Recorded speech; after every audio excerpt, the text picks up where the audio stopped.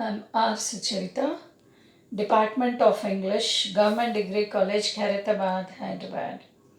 A hearty welcome to the students of BA, BSc, BCom second year. So today I'm going to present the lesson, the prose lesson, that is the Grammar of Anarchy, which is written by B.R. Ambedkar. So this is the lesson, the Grammar of Anarchy, which is written by B.R. Ambedkar, Dr. B.R. Ambedkar, we say. So first we are going to do the pre-reading activity. I'm going to put some questions. So you need to answer them. Try to answer them. So the first one is, what is anarchy? A state of disorder due to absence or non recognition of authority or other controlling systems. We celebrate August 15th as Independence Day and January 26th as Republic Day. What is the significance of these two dates and what is the difference between them? Significance of Independence Day is annually celebrated on 15th August as a national holiday in India commemorating the nation's independence from the United Kingdom on 15th August 1947. The day when the provisions of the Independence Act 1947 as passed by the UK Parliament. The Constitution of And what is this Republic Day? the Constitution of India came into force on 26th Jan 1950. The Declaration of Indian Independence was proclaimed by the Indian National Congress. India became an independent country on August 15, 1947. What was the status of India before independence? For most of the 19th century, India was ruled by the British. Indian nationals had no say in central government and even at local level. Their influence on policy decision making was minimal. What is a country and what is a nation? Do both words mean the same or is there any difference between them? Country and state are synonymous terms. A nation is, however, a group of people. Okay. What does the phrase universe, unity in diversity mean? How is it relevant to India? How is unity different from uniformity? Unity in diversity is an expression of harmony and unity between dissimilar individuals or groups. Do you know the origins of the slogan liberty, equality, and fraternity? Origins of French Revolution is the national motto of France, and the Republic of Haiti is an example of tripartite motto. Today, it is also the motto of two countries. Do you know which are these countries?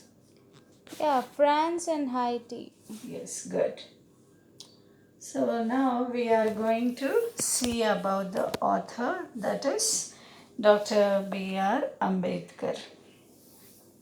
So the chief architect of the Indian Constitution and one of the makers of the modern Indian nation, Bhimrao Ramji Ambedkar, B.R. Ambedkar, 1891 to 1956, was born on April 14, 1891, in Amhau, now in Madhya Pradesh, hailing from a community considered untouchable by the Hindus.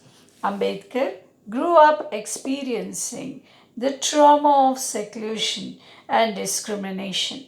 Encouraged by the Maharaja of Baroda, he went to Columbia University, New York, where he did his master's thesis on the caste system and doctoral work on British finance in India.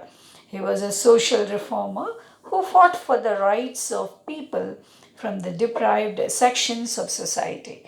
As the chairman of the drafting committee of the institution, he worked with Promethean zeal to bring out a comprehensive document that was inclusive and had the capacity to hold the diverse populace of India together. He was awarded the Bharat Ratna, India's highest civilian honor, posthumously in 1991. So, this is about the author, that is B.R. Ambedkar. Each and every one of us know about Dr. B.R. Ambedkar because he is the person who has written the Indian Constitution. So, when you write the essay, that is the Grammar of Anarchy, first you have to start the introduction with the author, that is about the author, at least 5 sentences. That is the important sentences you have to write, and with that you have to start your essay. So, the chief architect of the Indian Constitution, he is the chief architect and of what? Of Indian Constitution. The Constitution which is written by B.R. Ambedkar, and he is one of the makers of the modern Indian nation.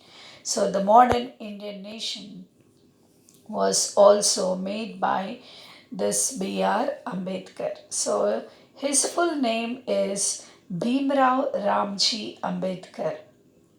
Bhimrao Ramji Ambedkar is shortly known as B.R. Ambedkar. And then he was born in the year 1891 and he died in 1956. He was born on April 14th, and that is 1891 in Amhau, now in Madhya Pradesh. So this Amhau is the place which is situated in Madhya Pradesh. So he hails from a community. So what is that community called?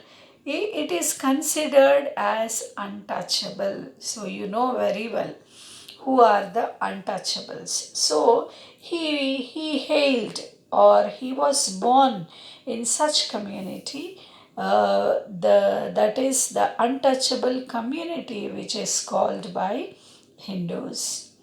So Ambedkar grew up experiencing the trauma of seclusion. So as he was born in this community, or he hailed from this community, so he experienced the trauma, that is the pain of seclusion. Seclusion means separation or discrimination.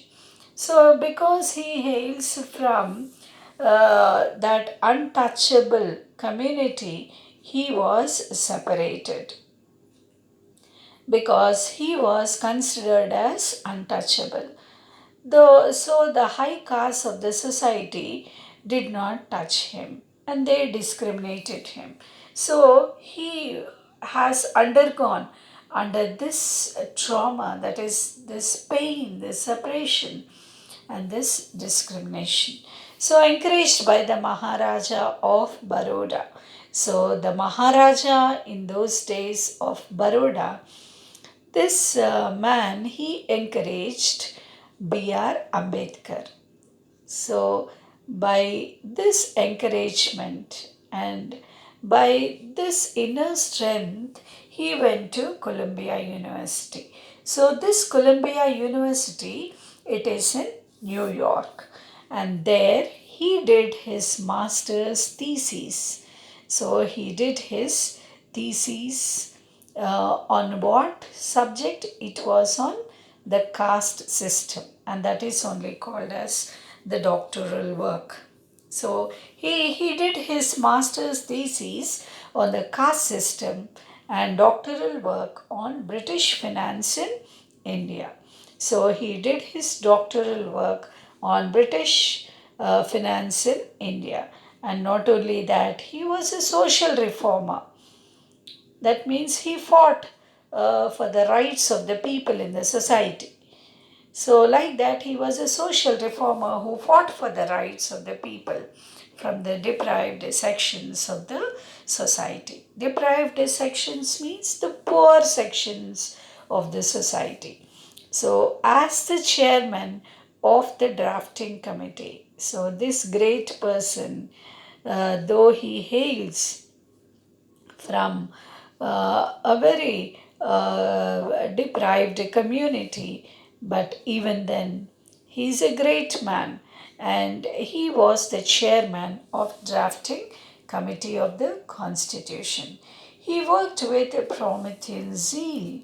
Promethean means a rebel he was.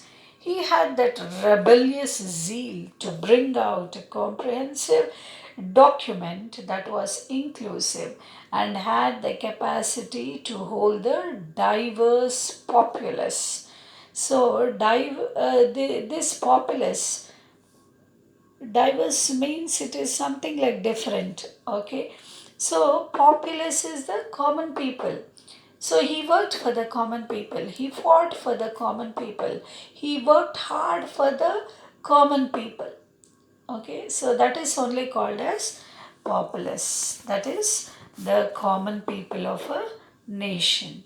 So, like that, he worked very hard, and he is such a great man that he has written the Indian Constitution, although he hails from a very deprived or untouchable community in the society. So, such great man, he was awarded the Bharat Ratna. So, this Bharat Ratna, it is called as India's highest civilian honor. This is the highest honor that he had received, but it was posthumously in 1991. So, posthumously means it is after his death. He received this Bharat Ratna. So he died in 1956, and he was awarded with Bharat Ratna posthumously in 1991. So this is about the author. Now we are going to see the glossary. Glossary is nothing but it is meanings. Okay. So, grammar, grammar. Grammar means it is a set of rules or principles. So, a set of rules or principles is called as grammar. Then, anarchy. Anarchy means a state of disorder due to the absence or non recognition of authority or any other controlling power. So, this you have to memorize and you have to remember. What is this anarchy? Anarchy is nothing but it is a state of disorder.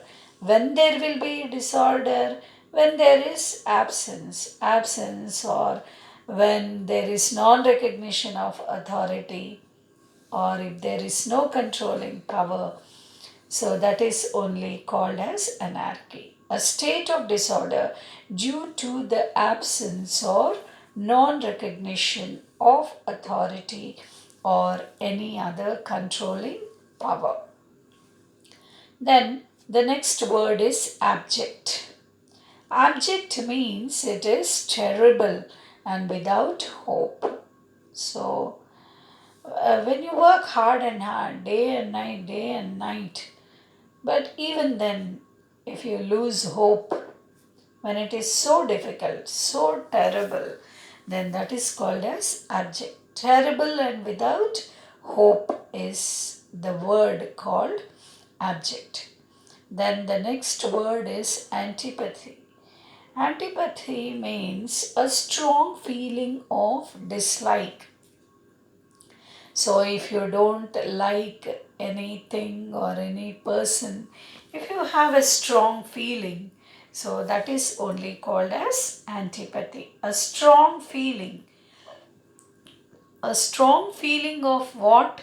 A strong feeling of dislike. Then creed. C-R-E-E-D, creed. Creed means it is a set of principles or religious beliefs. So caste and creed we say, isn't it? So you know what is caste. So what is creed? Creed is nothing but it is a set of principles of religious beliefs. So it is connected with the religion or the religious beliefs or principles. So that is only called as creed. Then the next word is devolve. D-E-V-O-L-V-E, devolve. Devolve means transfer or delegate powers to a lower level. Transferring powers to the lower level. That is only called as devolve. Then the next word is disaster. Disaster means an occurrence causing widespread destruction. When there is widespread destruction occurrence, that is only called as disaster. So, if, for example, if an atom bomb is put in a certain place, then what happens? A widespread destruction will be occurred. So that is only called as disaster. Then the next word is disuse. Disuse means no longer in use. We cannot use it anymore. It is a waste, we say. So that is only called as disuse. Then the next word is divorce. D-I-V-O-R-C-E, divorce. So divorce means the official ending of a marriage, a separation. So some couples they marry and after some time, that is after 1 year or 2 years or certain years, they like to divorce. That means they want a separation officially. So that is only called as divorce.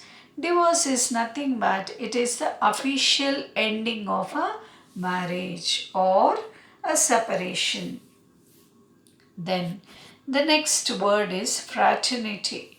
So what is this fraternity? Fraternity is nothing but a group of people sharing the same profession, interests or beliefs. That is only called as fraternity. So it is not one single individual, a group of people. So, a group of people, those who are sharing the same profession. For example, in the college, we all together work as group of people in the same profession, okay, with interests or belief. So, without interest, we cannot do. Okay, so that is only called as fraternity. Then the next word is gainsay. Gainsay means often used in negative sentences to say that something is not true. When it is not truth, then that is only called as gainsay. Very simple.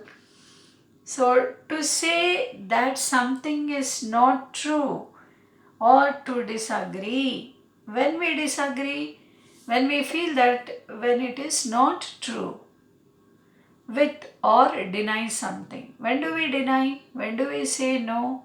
When it is not true. So gainsay is nothing but it is not true, that you have to remember. Then the next word is jeopardy.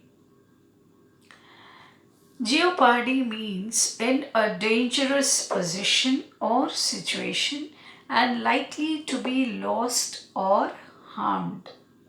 So we say I am in a jeopardy, we say. That means it is a dangerous position or it is That means I am in a dangerous position or I am in a dangerous situation and likely to be lost. I may be lost or I may be harmed. So that is the meaning of the word jeopardy. In a dangerous position or situation and likely to be lost or harmed. Then the next word is landslide. Landslide means an overwhelming majority of votes for one party or candidate in an election. A collapse of a mass of earth or rock from a mountain or a cliff. So here landslide means it is an overwhelming majority of votes. So who will be getting the majority of votes? Recently who got the majority of votes? The TRS party in Telangana state. So an overwhelming, that means the cup is flowing, you can say, an overwhelming majority of votes for one party or candidate in an election. So the person who stands in the election, if he gets majority of votes, one single party or candidate who stands in the election, overwhelming means lot more. So that is only called as landslide here in this context. Then the next one is monopoly. Monopoly means the complete control of trade in particular goods or the supply of a particular service. Complete control is the exact answer for monopoly. Monopoly means the complete control of trade in particular goods or the supply of a particular service. It may be goods or it may be a particular service. When you have the complete control over, that is only called as monopoly. Then the next word is resolutely. RESOLUTELY. Resolutely. Resolutely means having or showing great determination. So I am resolute. I am determined, we say. Okay. A strong will to do is called as having or showing very great determination is only called as resolutely. Then the next word is studded. Studded means decorated with small raised pieces of metal. When it is, I think you have seen what are these studs. Okay, so decorated with small raised pieces of metal, studded with something, with a lot of something on or in it. Something like decorating with decorating with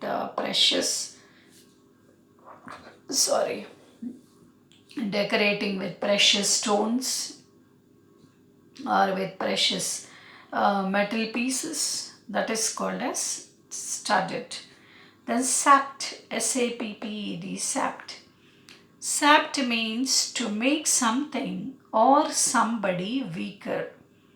To destroy something gradually, slowly destructing.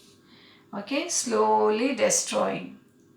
Or to make something, it may be a thing or it may be a person or somebody, making them weaker is only called as sapped.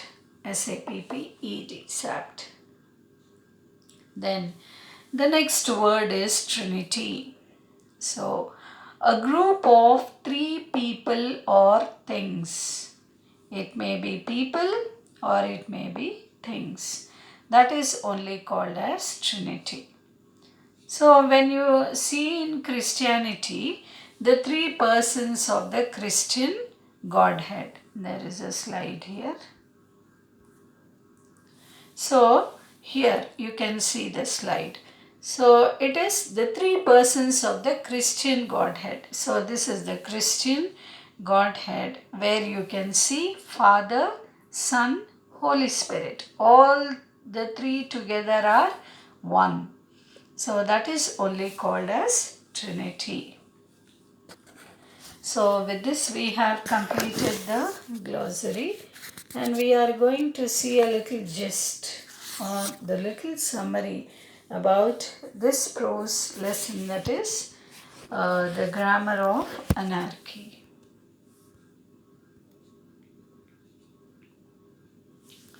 The Grammar of Anarchy.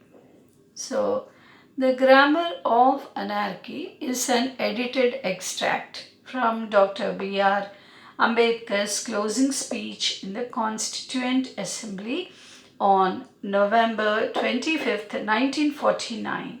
The speech outlines the diversity of India and details the challenges the country would face in implementing the Constitution, emphasizing the need to build a nation on the basis of social equality.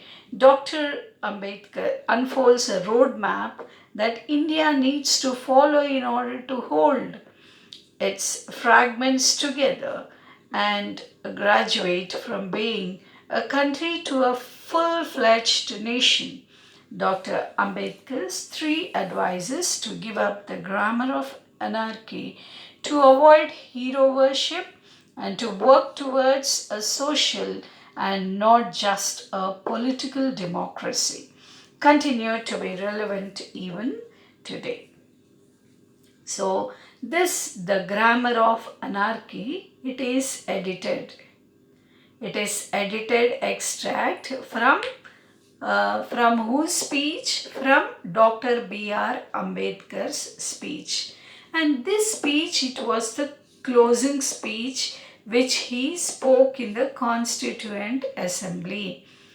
So, when was this Constituent Assembly? It was on November 25th, that is in 1949. That is after our independence, immediately after our independence. He gave this beautiful closing speech in the Constituent Assembly on November 25th. So, the speech outlines the diversity of India. So, I told you what is the meaning of diversity. Diversity is nothing but it is diverse or different. That is called as diversity. So, the speech, this tells us or this outlines the diversity of India and details the challenges the country would face in implementing the Constitution.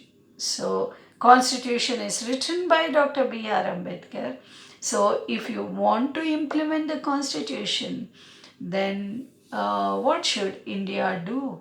It should look into the details and the challenges of the country that it would face in the future. So, emphasizing the need to build a nation. Emphasize, that means to stress on.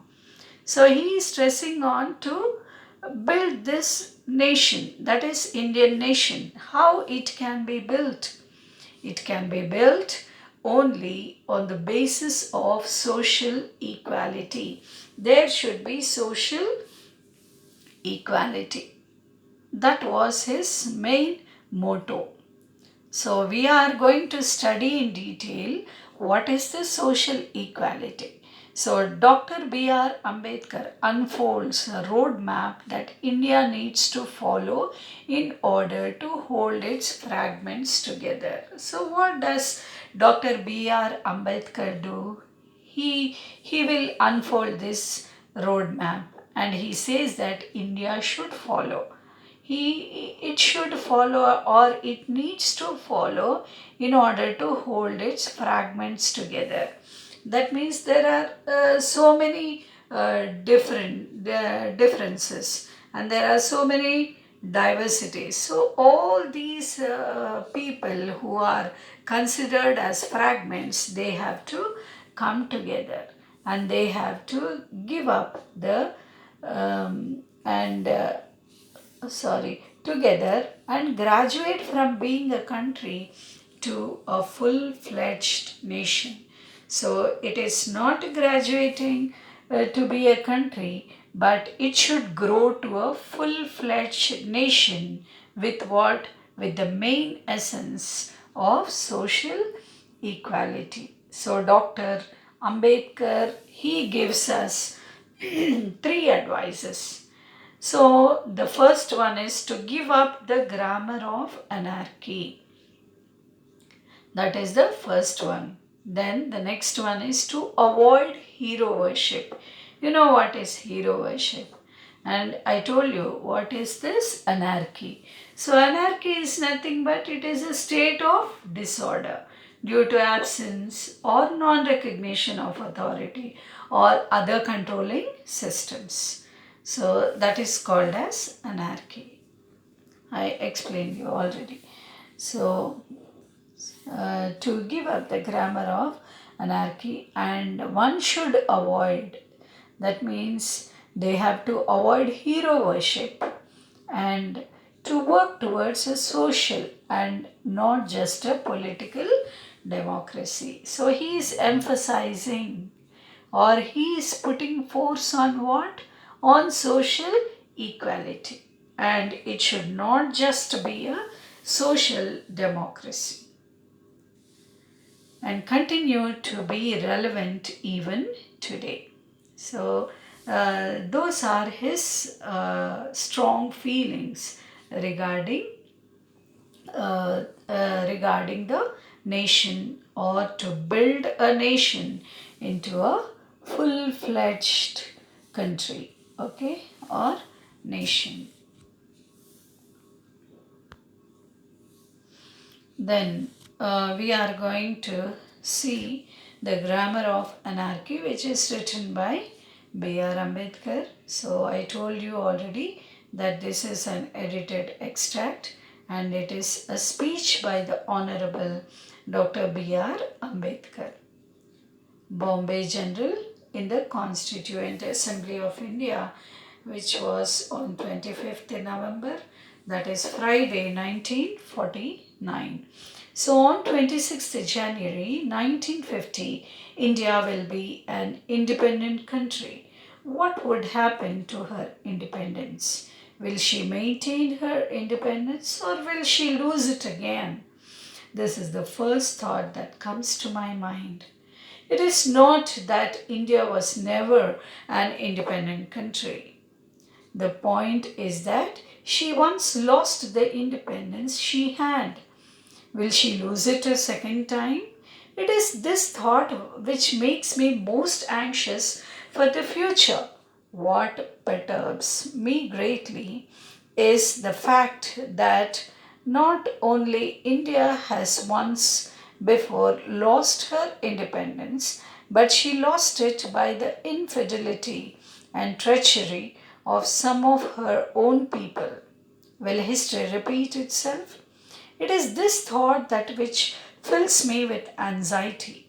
This anxiety is deepened by the realization of the fact that in addition to our old enemies in the form of castes and creeds, we are going to have many political parties with diverse and opposing political creeds.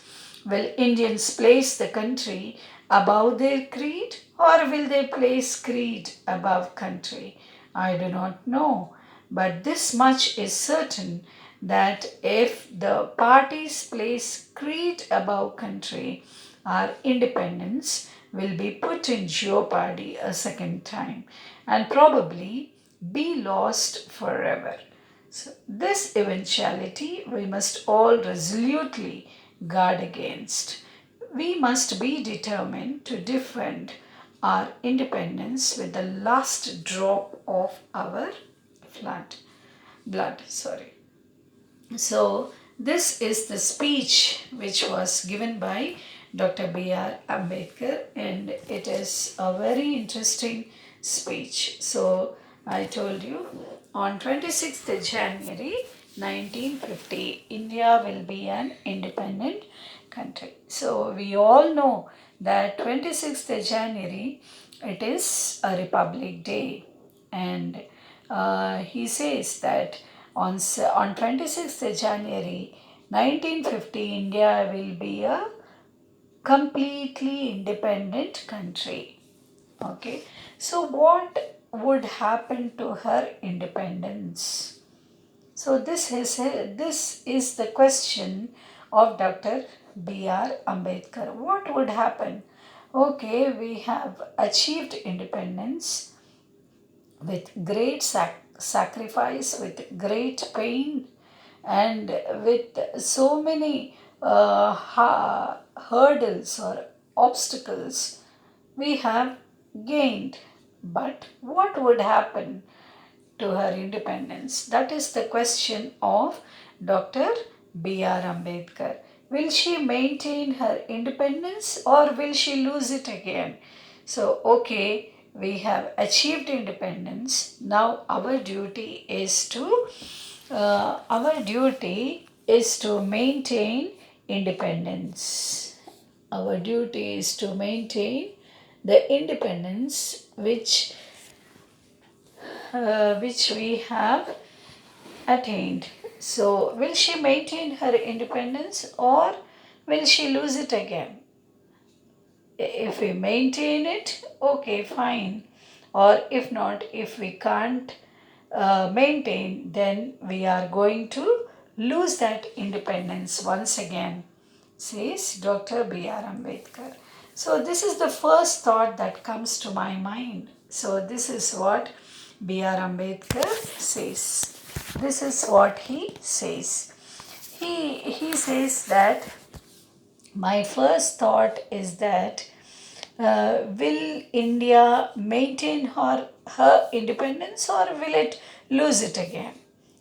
So it is not that India was never an independent country, and we cannot say that India was never an independent country. It was an independent country. So the point is that she once lost the independence she had. So actually it was an independent country, but it lost its independence she had. So will she lose it a second time? So will she lose it a second time is the question of Dr. B.R. Ambedkar. So he says that you have to maintain your independent status. So it is this thought which makes me most anxious for the future. And he says that it is making me very anxious about the future as how Indians are going to maintain their independence which they have won. And he is very much anxious about the future. So, what perturbs me greatly is the fact that not only India has once before lost her independence, but she lost it by the infidelity and treachery. Infidelity, Infidility, infidelity and treachery, Treachery, treachery. So he says that what perturbs me greatly. That means what makes someone anxious is called as again perturbs. Perturbs, perturbs. What perturbs me? So what makes me greatly anxious is the fact that not only India has once before lost her independence. So once already she has lost her independence and now she has gained, he says, lost her independence, but she lost it by the infidelity. Infidelity means it is a disbelief and treachery of some of her own people. And treachery is something like trusting of some of her own people. This is what he tells. The infidelity, I told you, infidelity means it is the disbelief. So, will history repeat itself? Again, will this history again repeat? That means losing independence again by India? So that is his question. It is this thought which fills me with anxiety. Will it maintain or will it lose it again, once again? So this is the thought which is filled in Dr. B.R. Ambedkar's thoughts. And those thoughts, he says that they fill me with anxiety. So, this anxiety is deepened by the realization of the fact that, in addition to our old enemies in the form of castes and creeds, so what is making India to lose her independence? The main there are, he says that there are enemies. So what are those enemies? Those enemies, he says, they are the old enemies and they are in the form of caste, CAST. They are in the form of caste and they are in the form of creeds. We are going to have many political parties. So, if there is caste and creed, then naturally the persons who belong to that particular caste or who belong to that particular creed, what do? They will be forming into a party. Like that, what happens? There will be many political parties with diverse and opposing political creeds. So I told you what is the meaning of creed, caste and creed. So you know what is this caste? Okay, so creed, I told you already, a set of principles or religious beliefs. So, if they focus on this caste and form into political parties with their own caste or with their own creed, then will Indians place the country above their creed or will they place creed above country? So, what are they going to do? To which place are they giving prominence? Caste and creed are they giving? So that is his thought. Will Indians place the country above their creed? Are they going to place India above their caste or creed? Above their creed, or will they place creed above country? So it is in the hands of the Indian people, that is you and me, especially the youth. I do not know, but this much is certain, that if the parties place creed above country, so, if the political parties, if they place this creed above the Indian country, then our independence will be put in a jeopardy a second time. Definitely, we are going to lose independence. That is what he says. That is, India independence will be put in jeopardy. That means it will be put in a very dangerous situation. It will be put in a loss a second time and probably be lost forever. So, the second time, if we lose our independence, that means independence is lost forever.